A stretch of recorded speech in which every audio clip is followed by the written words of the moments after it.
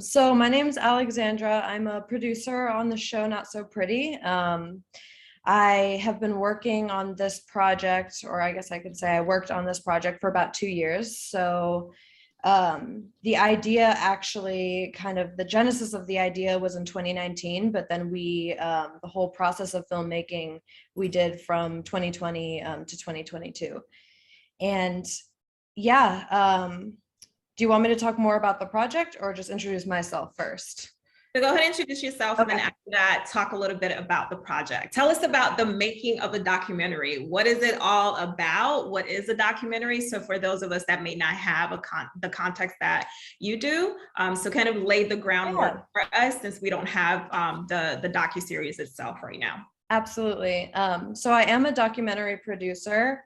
I've been staffed at Jane Doe Films for about 4.5 years, and we do all exclusively social justice documentary work. So all of our projects investigate some sort of either social justice issue, regulatory issue, something like that. And my role in that process is essentially moving the project along from the development phase. So helping with the research, researching the fantastic experts and subjects that we end up interviewing, setting up all the preliminary calls, just essentially aggregating the information, and then setting up the interviews themselves, coming up with the questions, staying in contact with all of the subjects as new information comes in.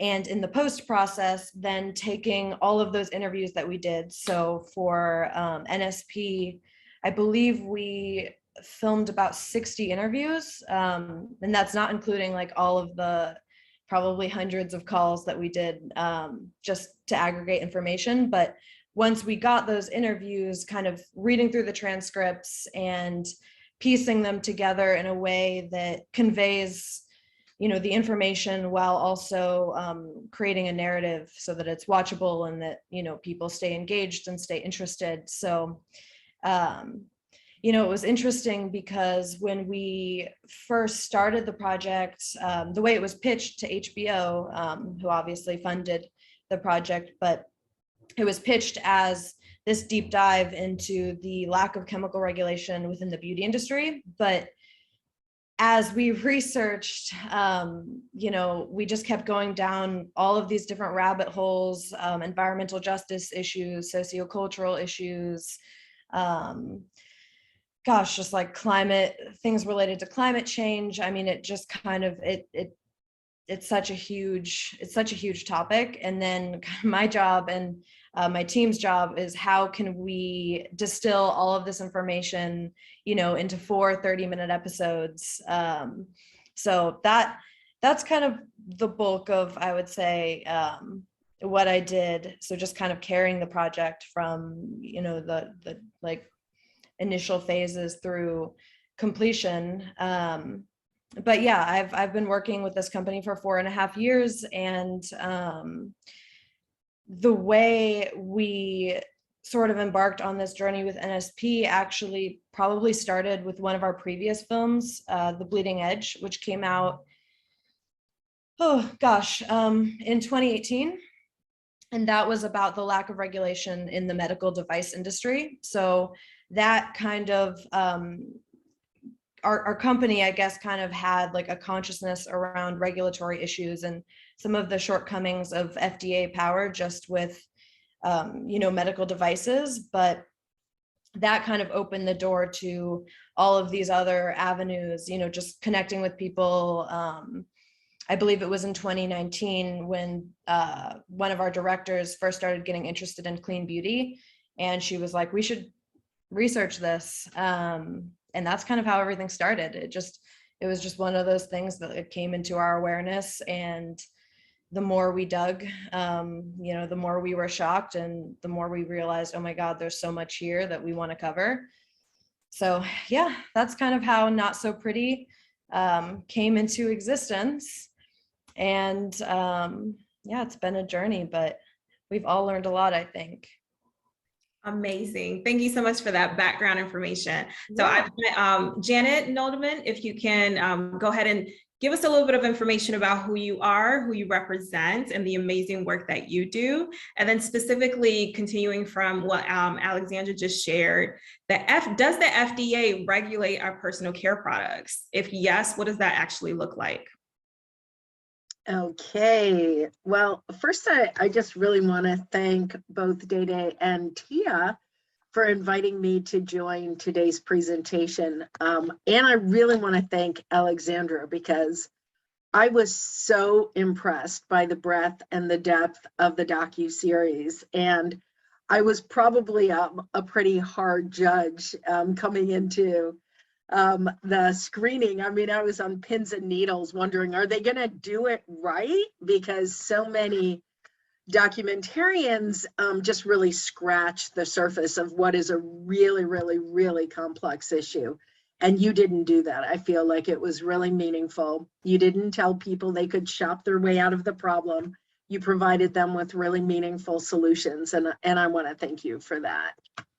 So my name is Janet Nudelman. I'm the Senior Director of Program and Policy at Breast Cancer Prevention Partners.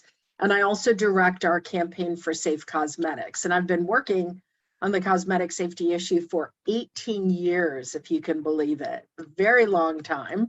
And it's probably, I hope it's not going to take another 18 years to get the federal regulation of the $100 billion cosmetics industry that we need, because the American public certainly deserves more than that.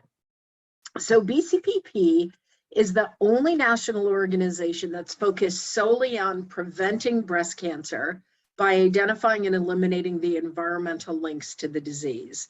So we're all about chemicals, getting chemicals better disclosed so that consumers and salon workers can make better, safer, smarter choices in terms of what they buy and what they work with, and then getting those same chemicals better regulated. Because there's about 10,000 industrial chemicals that are used to formulate the beauty and personal care products that we use every day. And only 11 of them have ever been banned or restricted by the FDA. And that's a real problem, to answer Dede's question, because companies can and do legally use chemicals linked to cancer, to birth defects, to reproductive harm, to endocrine disruption, asthma and other respiratory harm, infertility, learning disabilities. The list really goes on and on. They use these chemicals that have proven links to adverse health effects legally in the beauty and personal care products that we use every day. And they can do that because there's only about 2.5 pages of federal law that exists to regulate the $100 billion cosmetics industry and the $7 billion fragrance industry. And that's why we launched the Campaign for Safe Cosmetics 18 years ago. Interestingly, we launched the campaign because we wanted to provide a gateway into the more complicated issue of chemical regulation and the lack of chemical regulation. Because our movement, the environmental health and justice movement, is trying to get chemicals linked to harm better regulated, because these chemicals are not just linked to breast cancer, but they're linked to lots and lots of other, as I mentioned, adverse health effects. Communities of color, low-income populations bear the biggest brunt of the problem because there are not only toxic chemicals in the products that they use every day, but also in their communities. Because that same lax federal regulation of chemicals means there's more air pollution, water pollution, land pollution in the communities they're a part of, and the occupational settings that they go to, that they work in every day, also tend to be more polluted as well. Was that what you were looking for, Dede? Anything else? That was perfect. Thank you so much, Janet. Sure.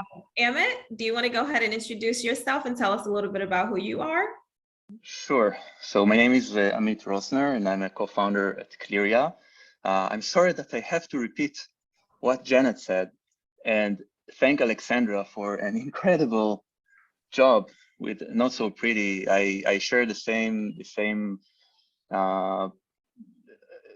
belief that this series is going to actually change the reality, because not only it's very deep and broad, but it's also something that people can connect to emotionally, quickly understand the bottom lines, and get with something practical that they can do to improve their lives. And you know, we are all part of this movement, and as people get better informed of the risks and the solutions, then they can also influence legislators and the industry, and together we can really change this reality. So thanks so much for this. It's incredible. Sorry for repeating. I believe this is what many people think. Now, Clearya. So I learned that chemicals impact our health the hard way. So to speak, my wife was diagnosed with breast cancer 6 years ago, and she survived. She went through all the, you know, all the procedures, chemo and everything, and you know, she's fine. And this is not a very special story, because it happens to many people. But when it happened to us, we were still very surprised. And we started to research. I had a background in computational biology, and my wife was in the middle of her PhD in brain science. So we had access to the science, and we started to dig, and we learned that basically the government doesn't protect anyone in this domain. Brands can use whatever toxics they want, despite all the science that exists out there, which is just locked away from the public. So we decided to do something about it. Maybe it was like a post-trauma for me. So I started to develop a solution, and my intention was to, first of all, clean up our own house from products that contain toxic chemicals. And the way it worked is that we built a tool called Clearya that works automatically while you do your shopping on Amazon, Sephora, Target, and other shops, and it would automatically read your ingredient list, compare it to official sources, science, and regulators, and within a second tell you if there's anything wrong in that product, and also offer some alternatives. So we started doing that, and as people started using it, what happened is that Clearya, this platform, started to become smarter and smarter, because thanks to you, the user community, we came across all those thousands, and then tens of thousands, and then hundreds of thousands of products that are all aggregated in the database. And we thought, how can we leverage this data to do even more? We reached out to BCPP, Breast Cancer Prevention Partners, and to other nonprofits, and we started working together in mining this data for information that can then support smarter regulation, faster regulation, better deals, etc. And we started working with, you know, science institutions, with regulators like the California Environmental Protection Agency and others, which is something that we do with the data that is crowdsourced thanks to the users. And we do all this in parallel. That's it. I'll be happy to give you a quick demo later on if we have time for that today. Yes, no, that would be perfect. So I'm going to jumpstart this conversation. So for those of you that are joining us, we're having some technical difficulties, but that is okay. So the Not So Pretty documentary really provides a comprehensive outlook on what types of chemicals are going into your personal care products on a daily basis, from your hair to your nails to everything else in between. We have the producer of Not So Pretty, one of the producers here that's going to be engaging in this conversation with us, Janet. Janet, pronounce your last name, because I've been saying it wrong this whole time. Pronounce your last name for me again. That is okay. It's Nudelman. Nudelman. Okay, Nudelman, perfect. yes. Thank you so much. And then we have Amit Rosner. Am I saying that name correctly? Please. Awesome. So we're going to engage in this conversation. I'm going to ask some targeted questions, because I know they already know the answers to really give you all some really great background information, so that when And if we get this party started with the video, that you will get even a more rounded understanding of what's happening with our cosmetic industry here in the United States, okay? So episode 4 is what we're going to be screening, hopefully once we get everything cleared away today. And one of the questions, the first question that I have for Alexandra, we have so many products, thousands and thousands upon thousands of products that we use on our hair. So episode 4 is focused on hair products specifically. From the research that myself, so Bench to Community is a multidisciplinary collaborative with myself, who is one of the co-principal investigators. I'm a social behavioral scientist, and we're really looking at why Black women use and select certain products, and then how does their behaviors essentially select particular products that increase their risk for breast cancer. And in the laboratory with my co-principal investigator, Dr. Lindsay Trevino at City of Hope, we are then taking some of the chemicals that are found in our everyday products and testing them on breast cancer cell lines to see what exactly is the biological impact of these chemicals in our bodies potentially. So Alexandra, episode 4 talks a lot about and focuses on diva corals specifically. So the question that I have for you is why? So out of the thousands and thousands of products that we have on the shelf, so if you go into a Target or a Walmart, there's an ethnic aisle. And oftentimes on that ethnic aisle, some of the most hazardous chemicals that are on the market are found in a lot of the products that Black women use. So we are overexposed and underprotected. So why did you specifically focus on diva curls for episode 4? That's a great question. There were a few reasons. One of the biggest hurdles that we faced in creating this series was that the nature of using all of these products, just like day in and day out, multiple products, different parts of your body, is that some of the impacts that can create are really hard to tie back to a particular product. So, you might have endocrine disruptors in your shampoo, in your conditioner, in your lotion, and 10 years later, if you suffer some sort of health impact related to endocrine disruptions, such as breast cancer, it's almost impossible to say, oh, this bottle is what caused that, because it's kind of a cumulative impact.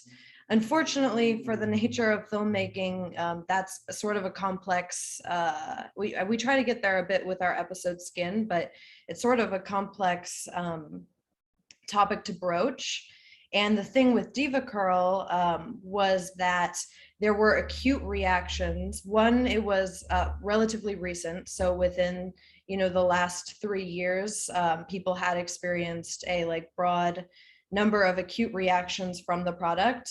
So the relevance, there was also sort of a cult following with that product. So it was definitely something that was kind of in the collective consciousness. And then, of course, there's the element as well that for years, historically, straight hair has been considered more tidy, more professional, more perhaps desirable.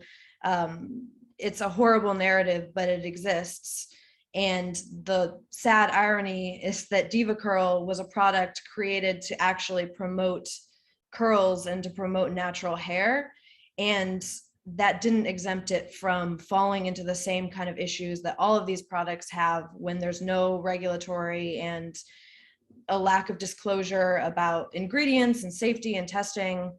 So it kind of struck this very interesting balance where we were able to use that product to tie in some of the sociocultural elements that we wanted to, because, as we started diving into the hair episode, obviously speaking to many individuals, the topic of natural hair and hair relaxers and just, discrimination of certain textures and kinks and coils and all of that kind of stuff was something that we really, really wanted to get into with the episode. But we also sold the show as a show about chemicals in products. So we found that Diva Curl going into curly hair would allow us to kind of tie all of the things that we wanted to into one episode a little bit more seamlessly.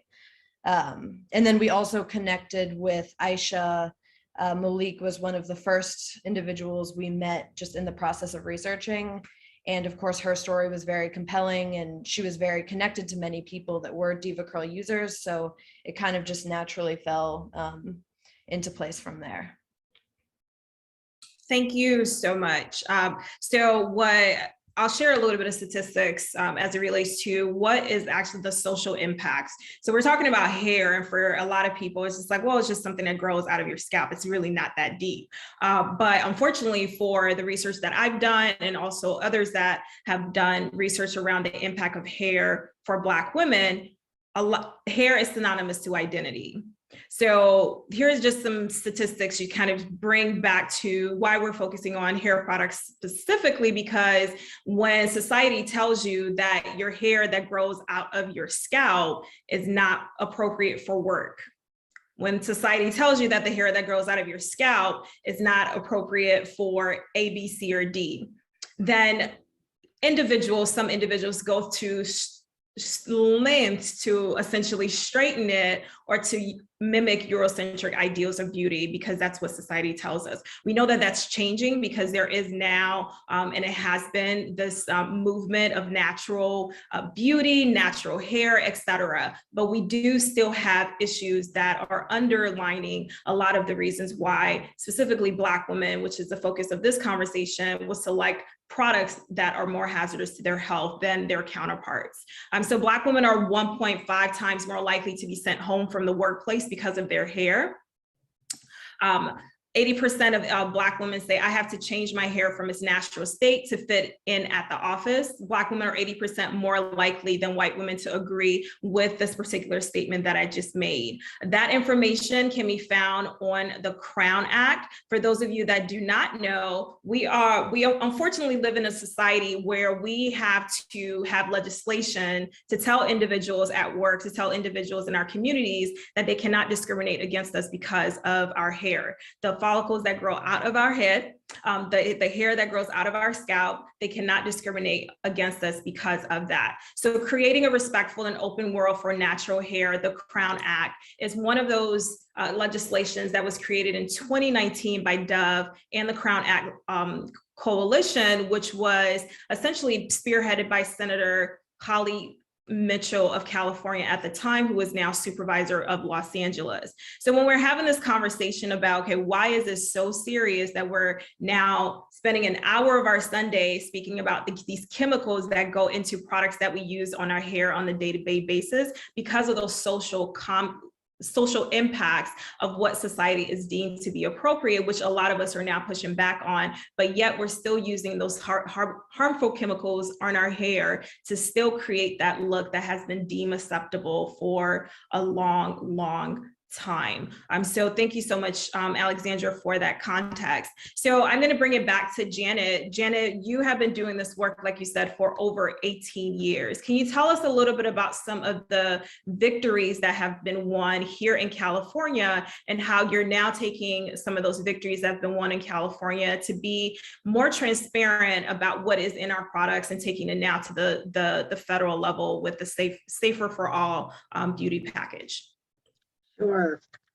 So the campaign for Safe Cosmetics does its work in 3 different ways. We raise public awareness and public consciousness about the problem in order to raise consumer demand for safer products. And in the process of doing so, over the last 18 years, we've really grown the safe cosmetics, the clean cosmetics, which is what it's called now, the clean cosmetics industry. It was a $3 billion industry when we first started doing this work 18 years ago, and now it's a $15 billion industry.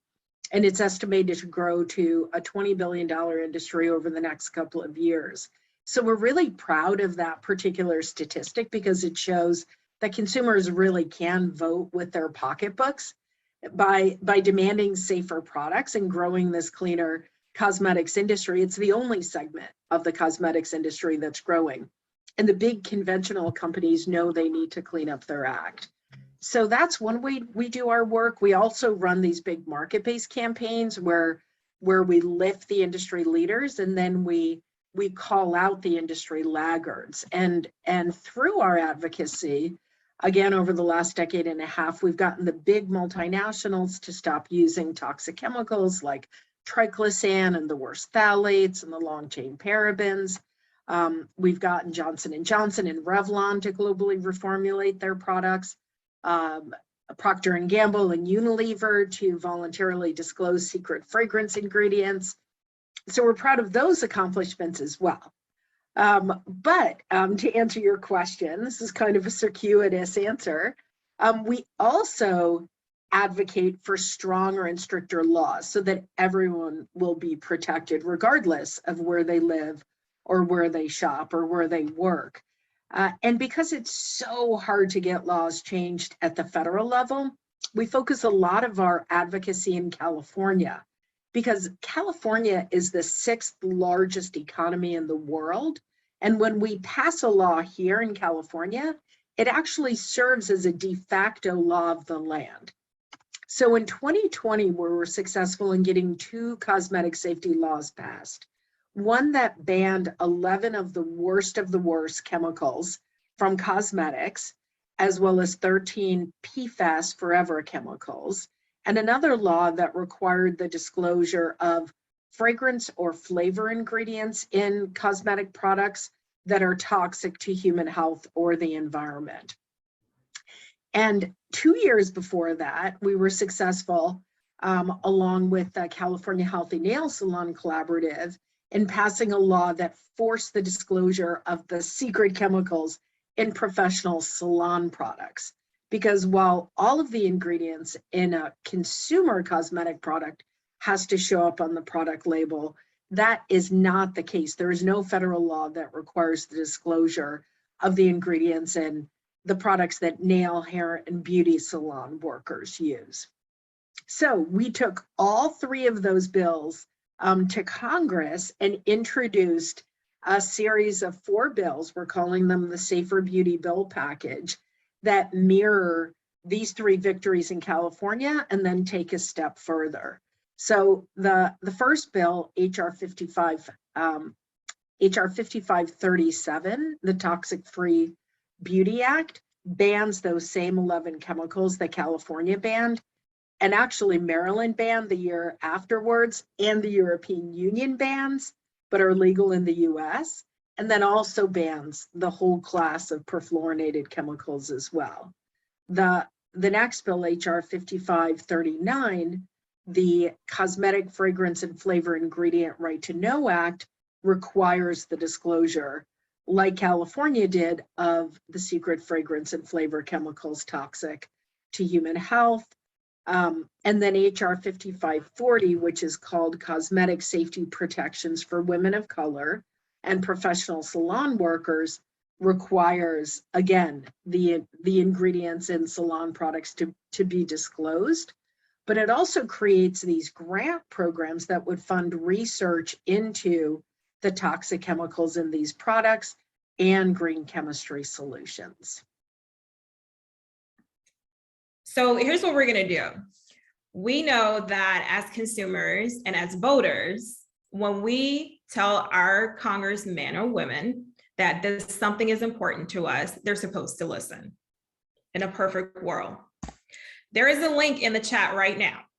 There are 45 of you on this call.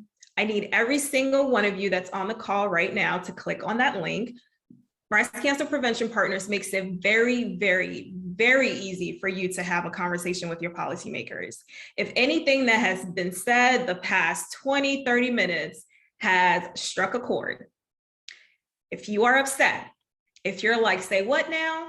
If anything that has been said throughout this call, it's like, I would like to do something about it. This is one space that you can do something about it. And that is by writing to your congressperson and letting them know that this topic in particular is important to me and they need to do something about it. That is your right as a voter here in these United States of America.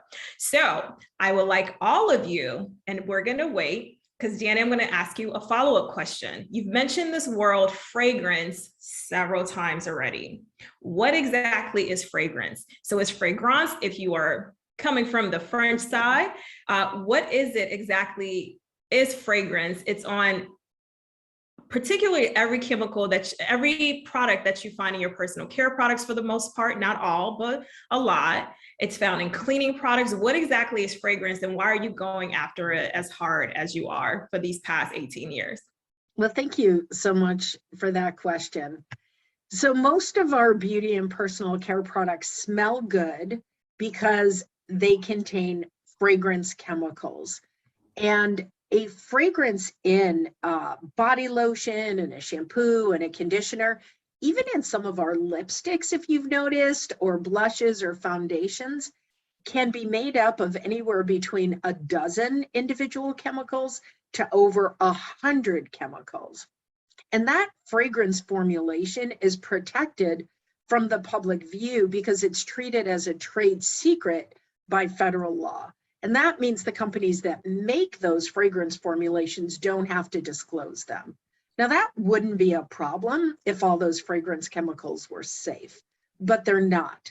They're linked to, again, breast cancer and other cancers, asthma, reproductive harm. Lots of nail salon workers, for example, are suffering from miscarriages and infertility and other kinds of maternal harm. Many of the chemicals are linked to endocrine disruption, which means they're hormonally active and can cause early puberty or, again, breast cancer. So these chemicals cause harm. And we believe the public and workers have a right to know what the fragrance chemicals are so that they can avoid them if they want to. A lot of the fragrance chemicals are actually recognized as fragrance allergens, which means people can have really severe allergic reactions. And I'm not talking about like their eyes watering or their skin itching. I'm talking about anaphylactic shock, which is when your throat closes up and you suffocate, you can't breathe. So it's a big deal because all the ingredients in a cosmetic product have to show up on the product label, with the exception of fragrance and flavor. And that's what our California law and our proposed federal law would change. Excellent, thank you. So if you're wondering, so how do I make change? One of the ways that you can make change is by having conversations with your congresspersons. Other ways that you can make change is once you click on that link, go ahead and subscribe to the Breast Cancer Prevention Partners listserv, because they have opportunities for you to do call-ins with your congresspersons, though they just had one this week. And I'm not sure, Janet, if you're going to have another one, but it's a really great opportunity for you to get involved in the legislative process. You as a voter, so I wasn't always a citizen of the United States, but once I became a citizen, I am now enacting my voting rights. If you have the right to vote, then you have the right to make a change specifically to the chemicals that are going in our products on a everyday basis. And that's by electing individuals into office that care about what you care about. So that's one way that you can get involved in this process. Another way that you can get involved is by looking at your products. So we're going to have Amit go ahead and share his screen. And Clearya is one application that will help you select safer products. And the way that you can do that, he's going to let you know in just a moment by sharing his screen. I am going to stop talking and Amit, take it away. So, I need the help of the panelists to tell me if for some reason my screen freezes. Okay, because this sometimes happens. So what I'm going to do without further ado is show you how each of us can dig a little bit deeper into the ingredients in our products. And I'm just going on Target here. I'm going to search for textured hair. Now, what I did earlier is I downloaded Clearya, which is a free Chrome extension. And it's also a free mobile app, which works essentially the same. It's easier for me to share my screen than my mobile. So I'll demonstrate it on Chrome on my browser. So here are the results. There are 2,000 results for textured hair. And because Clearya is already installed, it adds a layer of information and guidance for you on top of Target and on Amazon and Walmart and Sephora and others. So actually we can see here, the first result here has this little red triangle that Clearya added. and I'm going to click the product to see why it is red. So what we see over here is the Clearya button with the C alerts, and when we click it, we get a list of the ingredients of this product, but instead of being just words that are cryptic to most of us, Clearya tells us what it means. And here's the first ingredient that is alerted: butylphenyl methylpropional. It's hard even to pronounce.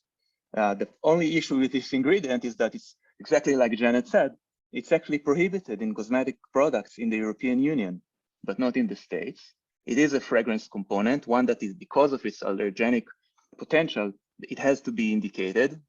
And it's also presumed to be toxic to reproduction, so it can harm fertility. And this is backed by the European Commission. So all this information is cited. Now let's take a look at another example, because maybe it was the only product and all the rest of them are good, right? We don't know. So what we'll do now is we can continue scrolling, and here's another red one. Butter Cream Daily Moisturizer with shea butter, right? How can it go wrong? Sounds pretty natural to me. Let's look in it inside. It's red. All right, so the second ingredient here in the alerted ingredients is something that is directly connected to the series, to the episode that hopefully we'll see later, because this DMDM hydantoin is a formaldehyde releaser. You know what this means? Formaldehyde is a carcinogen.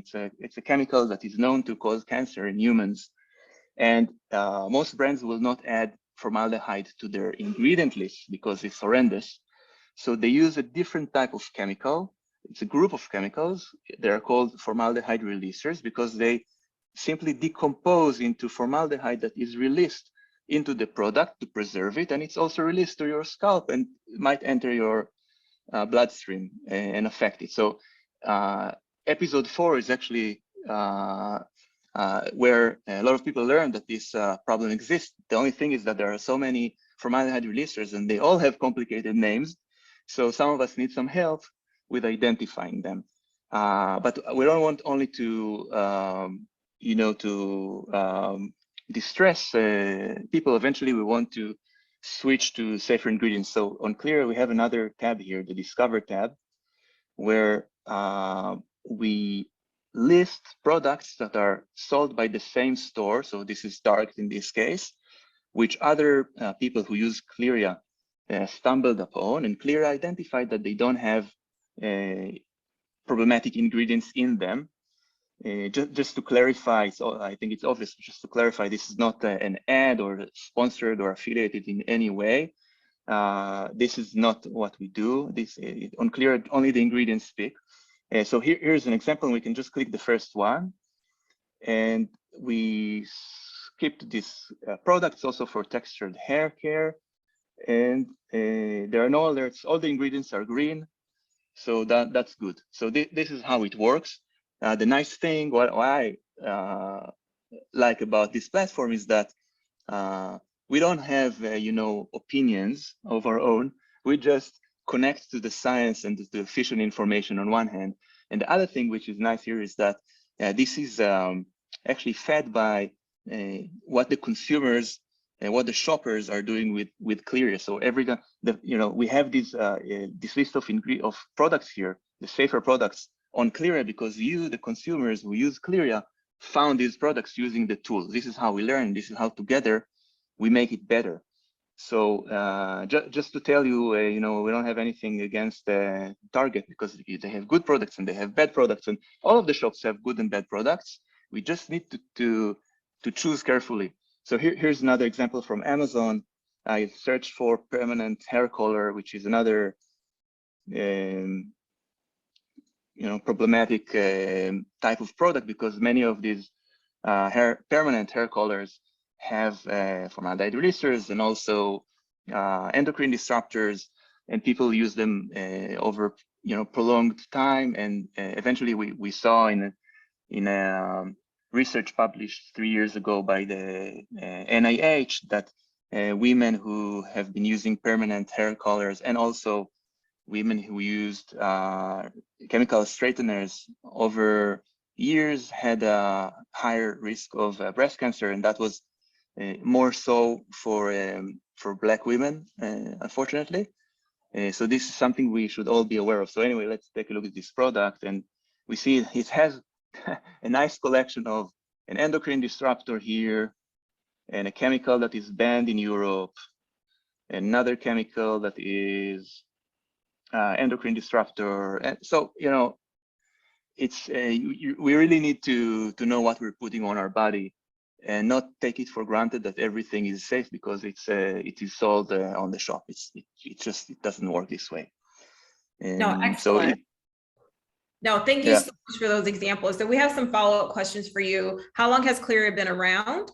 So I think this is pretty amazing. Other individuals, I don't know who this particular person is because they're listed as me, but they put into the chat that they primarily use Environmental Working Group Skin Deep Database, which is also another phenomenal tool that consumers can use to get a better understanding of what's in their product. So how long has Clearya been around?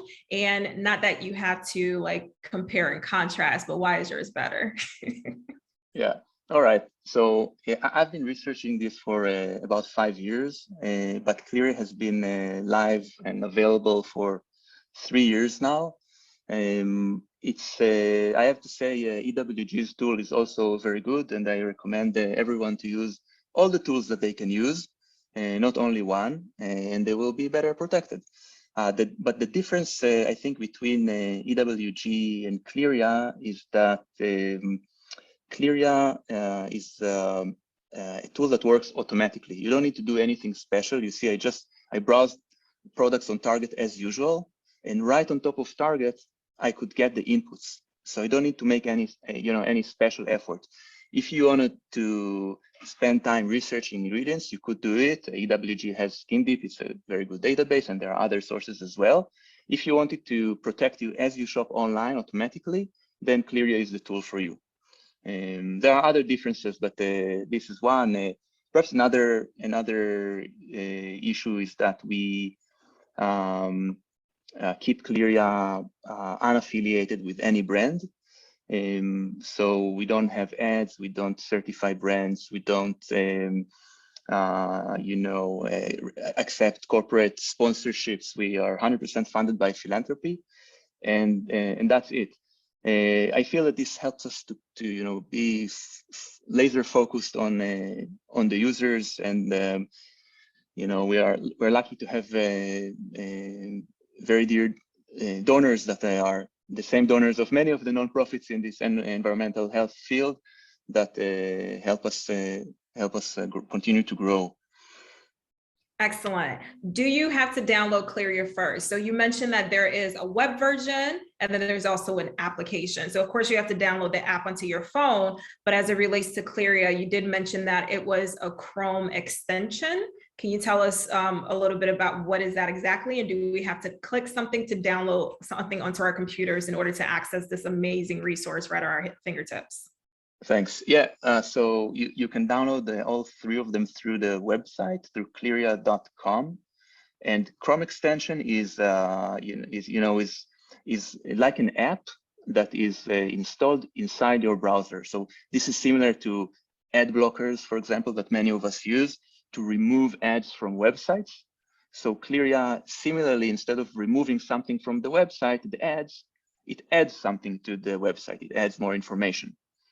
Right? Or it's similar to, maybe some of you know, Chrome extension called Honey, which identifies vouchers and coupon codes while you browse. So it's a similar type of technology that works for you while you do your internet browsing.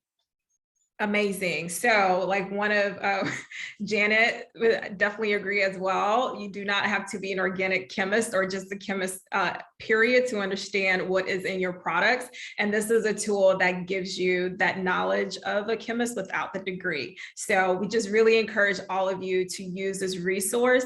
There are, of course, others. And if you log on to the Bench to Community website or onto our YouTube channel, we do provide other avenues for you to get a better idea of the chemicals that are in your products. But this is a tool that is a tool. Again, just like how you can write to your congressperson from the legislative piece, you can also utilize this tool as a consumer to get a better idea of what's in your product. I do want to stay on something really quickly. So the last product that was shared is Thank God It's Natural, which is a Black-owned product. And I am going to kind of tee this up for Janet to come back on to tell us about a latest initiative that this is a really shameless plug. And then we're going to kind of wrap this conversation up if we don't have any additional questions. So again, if you have questions, please put them in the chat at admin1 so that we can get your answers to you from these amazing individuals, panelists that are with us right now. So Thank God It's Natural. One question that I have for Janet is, does natural and organic mean anything? That's one. And then two, again, thousands and thousands upon thousands of products.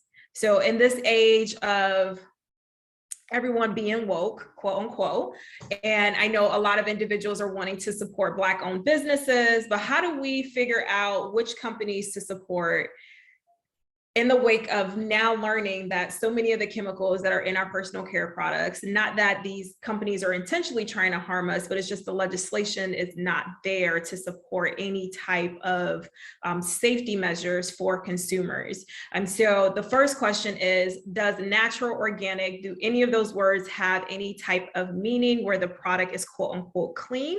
And then number two, if you are wanting to support Black-owned businesses, for example, and also care about your health and safety, can you tell us a little bit about the Black Beauty Red List that is coming to you soon? Janet? Okay, yeah, I'd be really happy to. But before I do that, I just have to actually give a plug to my friend Amit, because some people are nervous about web browsers, okay? I just think it's fair to put that out there. They wonder, are they stealing all their private information, or what are they doing with their data?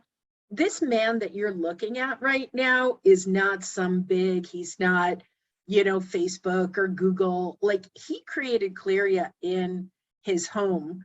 Clearya is a nonprofit organization. It's actually, we're the fiscal sponsor for Clearya. It's just him.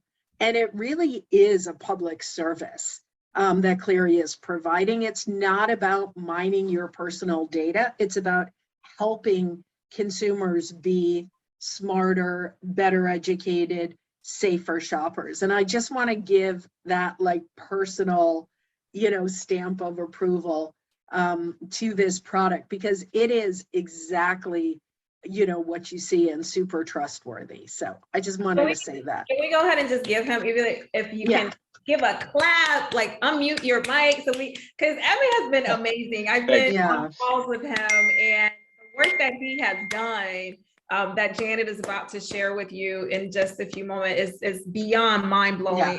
Is just him, and he has the heart for this work. So let's give him seriously a round of applause for all the amazing work that he's doing. So thank you so much.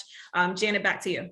Yes. Okay. So quickly, the words natural and safe and organic really mean nothing at all. They're marketing terms, and they have no force of law behind them. And even the organic label, which is sad but true, was created for food. Was never created or really intended to be used for cosmetics. It just means if there are food grade ingredients in a cosmetic product, that's what is being defined as natural, nothing else within the product itself. So it is a real buyer beware situation for consumers, and you need tools like Clearya in order to be able to educate yourself and know you're buying safer products for yourself and your families.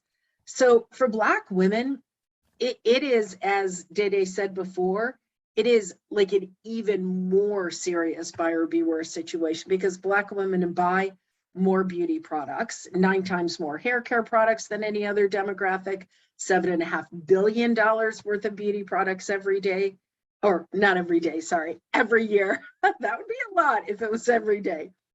Every year, and the products marketed to them are more toxic, as Dede said as well. So it's a real problem. So what we did with the help of scientists like Dede, with the help of the country's leading Black-led women's health organizations like Black Women for Wellness and We Act for Environmental Justice, is we've been working for the last year, and Clearya, sorry, Amit, with the help of Amit as well, is we're getting ready to launch and share the country's first list of safe Black-owned beauty brands. So these are companies that are Black-owned, that primarily market to Black women and Black girls, and that make beauty and personal care products. And we have taken the ingredients. We've looked at the ingredients of over 400 Black-owned beauty brands, and with the help of Clearya and Amit, we actually vetted all of the ingredients in those products for safety. And out of the 400 companies, I'm really happy to say that I think about 80, is that what we ended up with, 80 or 90 of those companies, we're going to give them our stamp of approval and say they are absolutely safe, because we ran those ingredients against many lists of hazardous chemicals. We can assure you that there are no hazardous chemicals in these products. We're going to launch this list with a new and improved Campaign for Safe Cosmetics website, hopefully by the end of May or early June. I think we're looking more at June. And along with those list of safe Black beauty companies, we're also going to be releasing a Black beauty red list. So it's a list of chemicals that manufacturers and retailers should avoid in the products that they're making and selling. So it's not only going to be a service for consumers, but it's going to be a real service and a real game changer, we think, for the cosmetics industry as well. Which is huge, right, everyone? Really amazing. So that there was a comment that came in as it relates to TGen. So I guess I am aware that the owner of TGen just recently passed from breast cancer herself. It was an example to use to kind of jumpstart the conversation around Black-owned products and how we can select our products. So this conversation is not to bash any one company or compare any one company against the other, but what we really want to do is just open your perspective about what's happening on a backdrop as it relates to our cosmetic industry. So just want to just provide that perspective. So it was a major loss to the breast cancer community, as well as the manufacturers of Black hair products as a whole. So I do just want to provide that caveat that we're not saying, boycott any one company, one or the other, but what we are saying is that there are chemicals in your products that are leading to adverse health impacts and adverse health effects. And we want you all to be educated about the types of products that you are putting on your skin, as well as the products that you're using on your hair and the like, not just yours, but your family and also your children. All right, so just really want to provide that caveat. I hope this has been an informative conversation. I'm going to assume it is, because it is past 5 o'clock on the East Pacific Coast, and you all are still here. There's still 50 of us on the call. So we are recording this, and we will be posting it later onto the Bench to Community YouTube channel, as well as My Style Matters YouTube channel. So if you need to jump off, that's perfectly okay, but we do have some additional questions if the panelists can stick around for a little bit, so that we can get the questions answered and then post us at a later date. Is that okay with everybody on the panel? All right, amazing. Thank you so much.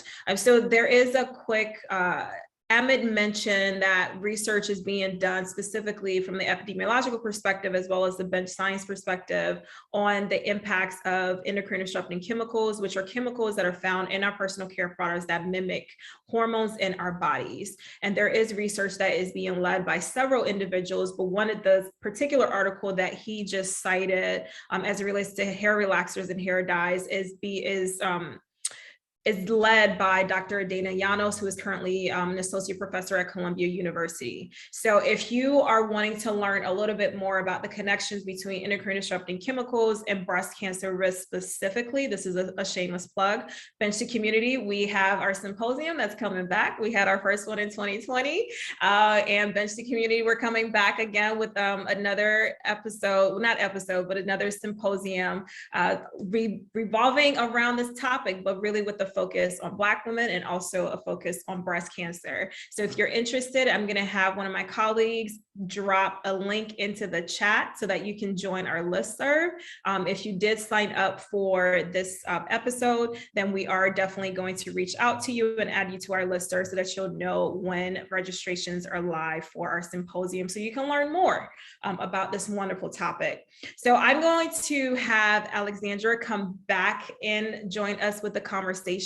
So this is really not your area of expertise by any means, but I feel like after you have gone through this process and putting together these 4 episodes, you're probably somewhat of an expert in some things as of right now. So share with the audience members, you as a brand new individual coming into this space, how overwhelming was all of this information to you? So a lot of people are hearing some of this information for the first time. Some people are hearing it for the second time, third time, and it's still somewhat overwhelming. So how did you manage to comb through all of that information and still come out fully standing, and then kind of share with us, what are your take-home messages from the documentary, and any information that you want to share with folks as they're kind of wrapping their minds around all of this information that they just heard? Yeah. Oh boy. Yeah. It was definitely, there was a steep learning curve when it came to just wrapping my head around all of the information. I think it really, really helped to talk to individuals like Janet, a lot of people that work in organizations that are also translating the science to the public, because I think one of the things that I learned that stuck with me the most is just that unless you can translate information, one, in a way that's digestible, but two, also explaining how everything kind of affects everyone. Like I think even just promoting this show, a lot of people say, well, you know, I don't really wear a lot of makeup, or like, I'm a guy, this probably like wouldn't affect me. But this problem affects everyone. Even the packaging of cosmetics, the chemicals in that packaging can leach. The fragrance chemicals that you can't even see that are in the products, like this, it's kind of a system that's broken that impacts everyone. But there is something that everyone can do. And I think wrapping my head around that, and using that sort of as the main motivator for the show, I really have a lot of experts like Janet to thank for that, because I think when we first started making the show, there was a little bit of apprehension from a lot of organizations and experts who have been working, you know, for 10 plus years in the field, that, you know, how is this going to be different? Like, you're just going to scare people and then people are going to move on, and what are you going to do with that information? So we really shifted our focus to like, well, what are the tangible things that you can do? Like, what are the bills you can sign and the apps you can download and the steps that you can take to translate this kind of like large, overwhelming problem that, you know, if you don't know the science, it's like, it could just take weeks and weeks to wrap your head around it, into something that people both understand and can take actionable steps towards. And I think that approach is something I want to carry with me into future documentaries as well, because I think that's kind of like the pitfall of a lot of social media now, is we like to put the problems on the forefront, and then we don't really always offer any solutions. And so it just leaves people angry and confused and scared. So yeah, and then on specific levels, on a more specific level, really like fragrance is something that I just try not to really have in my household, not even just cosmetics, but like a lot of like cleaning products and laundry products and that kind of stuff. Just because if you don't know what's in it, how can you necessarily assure that it's safe? And of course, limiting things like plastic packaging if you can, which I know is really hard because sometimes the cheapest things are, sold in plastic, but sort of understanding that like every stage and every component of a product has its own impact as well. So like you might have, like a great product, but then potentially it's packaged in something with BPA, and that is also an endocrine disruptor that can leach.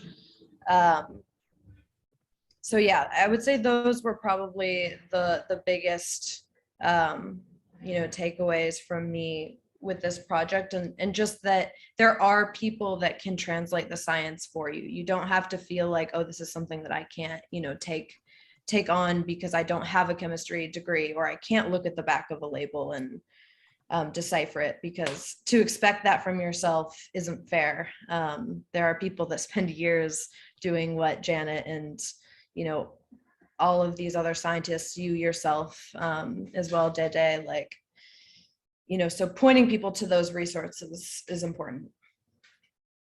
Amazing. Thank you so much, Alex. So just some shout outs to you in the comments. I think Jessica is just sharing that I think the whole documentary was really well done. And I think all of us on the call agree that have seen the documentary. Janet is also giving you a shout out. So Not So Pretty did a great job of showing the personal is political, and that people should make personal changes by using apps like Clearya to do their research and make safer choices as it relates to their cosmetic products. So Amit, there is a question for you as it relates to the Clearya app. So how often is the product information in the Clearya application updated? All right, so this question actually underlies two different questions, because there are two aspects to the information. One of them is the ingredient lists, which are updated in real time every time you browse a product.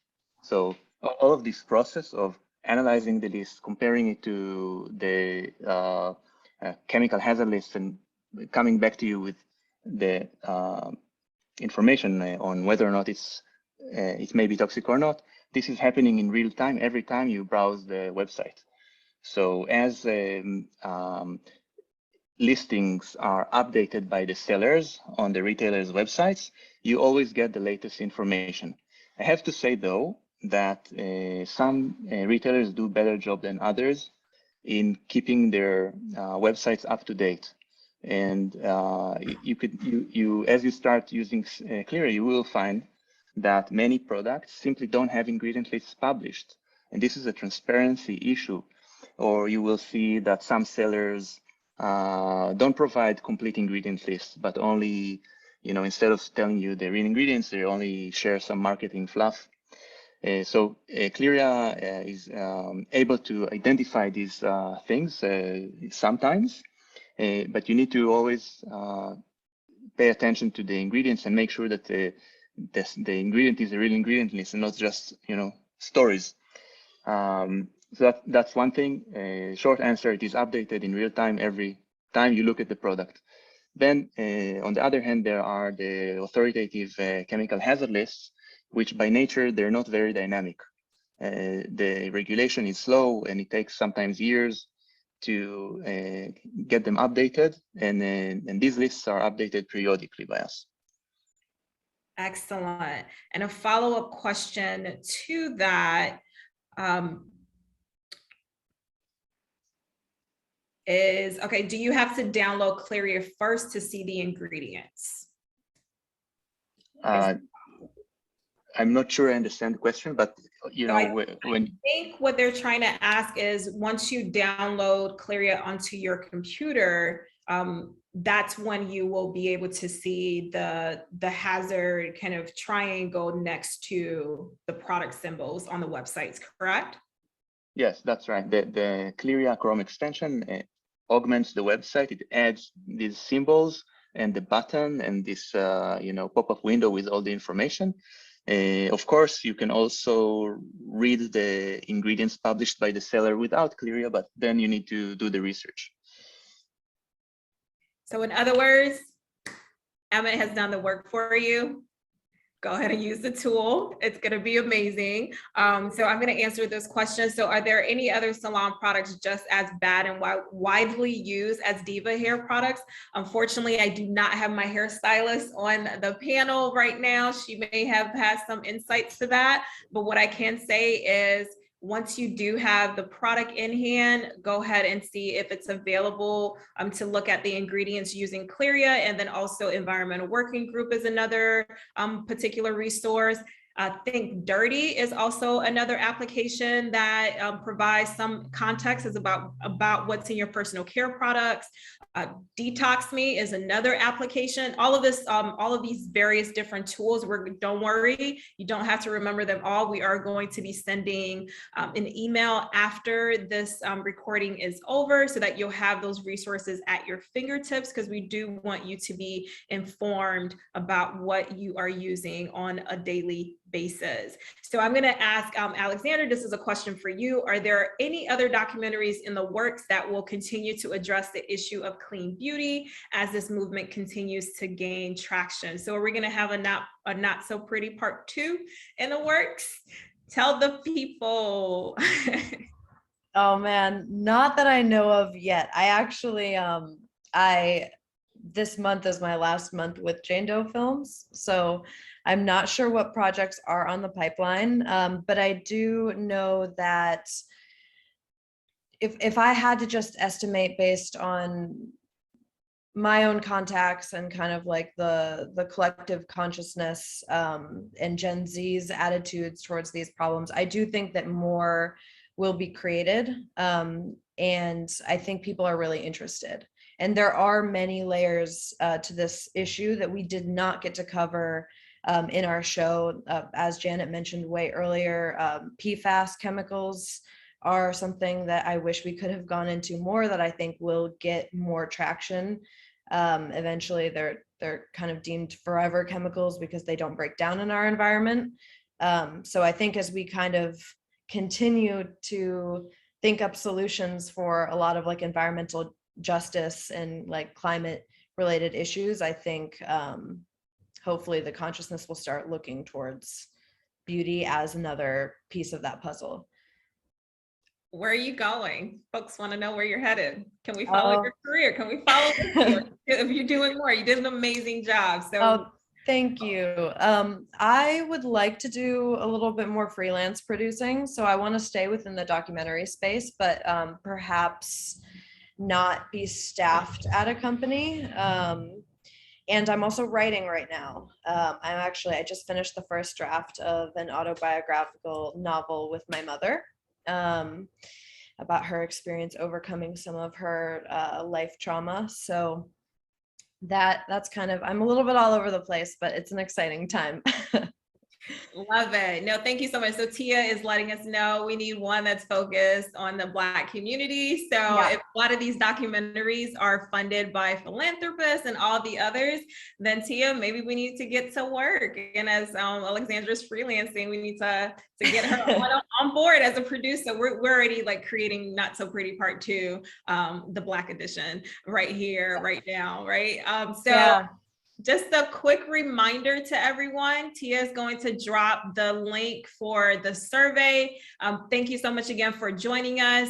My Style Matters is going to be sending a free gift to all the individuals that have registered. However, in order for us to send the gift, we need your address. So if you can please click on the Google form and provide your contact information for us so that we can reach out to you and get you that gift in the mail. This is the last question because we are getting, it's almost 5:30 here in California. And this last question goes to Janet.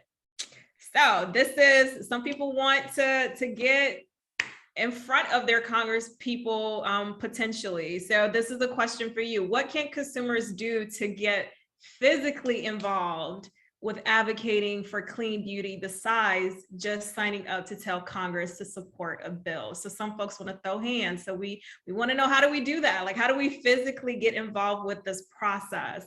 I'm not really sure what that means physically. I don't know. I think I understand. Or okay, so if you understand the question, like how do we physically get involved with this process? So go ahead and take it away.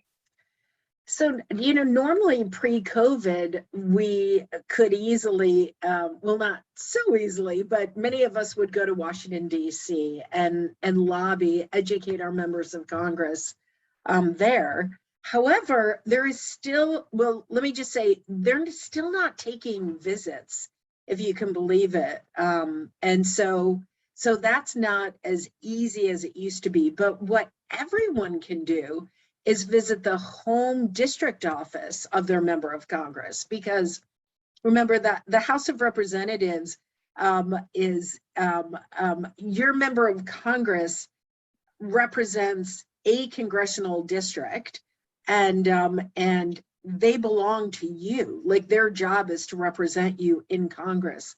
So you can find out where they're located. If anyone wants to contact me, I can do that for you. I'm at janet@bcpp.org. But you can go find them at their congressional office. You can call, make an appointment to go in person and say, you think it is crazy that it's perfectly legal that companies can use chemicals linked to breast cancer and other diseases and chronic conditions in your baby's bubble bath and your body lotion and your shampoo and your makeup, and you want them to do something about it. That's how you can physically do something about the problem. Awesome, awesome, awesome. Are there any other take-home messages from the panelists that they want to share at this time? Amit, do you have any last words of just wisdom that you want to share with people as they start this journey? You don't have to do it by yourself. Janet is here. So Breast Cancer Prevention Partners has amazing tools on their website. Amit has already done a lot of the work for you. So to know what's in your personal care products, we're here at Bench to Community doing the work on behalf of Black women here in Southern California, in Atlanta, and hopefully maybe soon across the United States. So we are working on your behalf in the best ways that we can. So if you have any questions, comments, etc. for us, we are reachable as well, and we'll provide everyone's contact information that's been a panelist on the call today so that you can keep in touch with them on their social media profiles, etc. So I just want to create this space now for all of the panelists. Are there any last take-home messages that you want to leave with our participants? And we are going to try again to see if we can play episode 4 of we've had our folks in the background working, but before we do that, Alexandra, Janet, and Amit, any last words that you want to share with folks? Maybe just Alexandra, go ahead. No, go ahead. You can start. Everybody's so generous. Go ahead, Amit. So just a quick thing from my personal experience. Choosing this path can be overwhelming, and it might feel at times that it's it might be impossible because everything is toxic, everything is is dangerous, and you need to believe that it's possible to make this change, and you need to take it step by step. And every product you switch, every ingredient you avoid makes a difference. You don't need to win all at once. So start doing it, and you'll do better. That's why I still have this fear about having another kid. Can you go ahead and mute or stop the... Two children, and you're busy, you're crazy. I don't know if it was that was helping us out. Do you want to go ahead and stop sharing right now? You're not helping to the nothing, so don't bother put that in here. Don't bother. You're not going to do that. I'll make the family. I think it's Dede or Dede. Yeah, it's not. I'm the only one, but for some reason, everybody signed it as me. So, all right. So if your computer is on right now, can you please mute yourself? Well, he got the idea of the month, but that's a whole different conversation. But anyway, we have to have a conversation with him about that. He's shady, but he doesn't. Hi, we can hear you. If you can please mute yourself. Well, at least they're not in the restroom. This has been great. Like, whew, talk about doing something on the fly. Anyways, go ahead, Alex. Oh yeah, I was gonna say one thing I forgot to mention earlier that I I really loved learning about the concept of green chemistry. So the idea of moving forward, creating things with, you know, the future, how is this going to impact us, like environmentally, choosing ingredients that you know are safe, rather than the way we kind of approach things now is a lot of just, we're just going to make this and sell this and then we'll study it later. And when I learned that there are actually like university programs that are teaching green chemistry, that gave me a lot of hope, because I think if we can just shift our perspective before we start creating products, then we won't have to do all of the hard work of studying things years later and trying to link certain chemicals with certain illnesses. So yeah, if anyone is into chemistry and wants to look up green chemistry, it's really cool. It's a cool rabbit hole to go down. Janet? Thank you. You know, I just want to give a little shout out to you, Dede, because if anyone, I've never seen anyone so nimbly pivot from one program to another. And it just really speaks to not only your brilliance, but your just incredible presence and grace. Like, you are nothing if not very present in the moment. And I think we all benefit from that. So thank you. Thank you. God is good. I appreciate you, Janet. Yeah. So, you know, I just want to repeat something my mother told me, and that is truly, I want to invoke her now, invoke all of our mothers, because we get such passion, I believe, and purpose from all of them. And that is that the personal is so truly political. Like, I do this work for a living. Amit does this work for a living. But all of you, whatever you're doing, your voice and your voice is what makes our work possible. Because advocacy is just the collective us. And it's not enough really to make the change and clean up your medicine cabinet. Congress needs to hear from us, because they hear from the bad guys every single day as to why they should be able to self-regulate themselves, and they should be able to take care of this problem that we've been discussing today. And if anything, if the not so pretty docuseries has taught us anything, it's taught us that that's not working. And we have got to change the business as usual status quo that makes it perfectly legal for these big multinationals to use chemicals linked to early puberty and cancer and asthma and birth defects, and the list goes on and on and on, without any kind of accountability on their part. And it's not okay, and we have to tell them that. And that's when things will change. So tell, whatever you're doing, wherever you're doing it, tell everyone around you about this problem and invite them to join you in taking action for change. Amen and amen. So be it. All right. So that's a word. That's a word. That's a word on a Sunday. So Tia, go ahead and stop the recording, and I'm going to bring Tia Tomlin Harris back on. Phenomenal individual.